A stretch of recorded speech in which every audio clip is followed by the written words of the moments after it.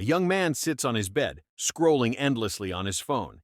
His mind is filled with big dreams, wealth, fitness, success, but his body refuses to move. He sighs, thinking, I'll start tomorrow. Days pass, weeks pass. He watches motivational videos, feeling inspired for a moment, but nothing changes. The guilt builds up. He knows what he needs to do, but can't bring himself to do it. One night, he stares at the ceiling, frustrated. Why am I like this? Then, a thought hits him. What if I stop waiting for motivation? The next morning, instead of aiming for a massive change, he does something tiny.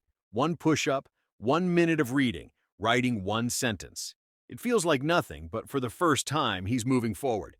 He learns a simple rule, the 5-minute trick. Instead of dreading big tasks, he tells himself, just do it for 5 minutes. Once he starts, it's easier to keep going. But old habits die hard. His phone buzzes. His brain craves easy dopamine. He almost gives in. But then he remembers his frustration, his wasted time. He puts the phone away. One small victory. He redesigns his environment. No phone in bed. A clear workspace. A simple routine. Slowly, his actions change. He also realizes he doesn't need to work harder, just smarter. Instead of doing everything, he focuses on the 20% of actions that bring 80% of results. One day, he faces his toughest test, getting up early to work on his goals. His bed is warm. His mind says, skip it, just for today. But he fights back, reminding himself, this is the moment that separates success from failure.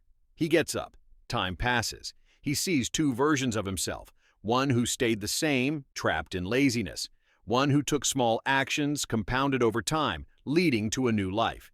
He chooses action, no more waiting, no more excuses, just movement. The journey has begun.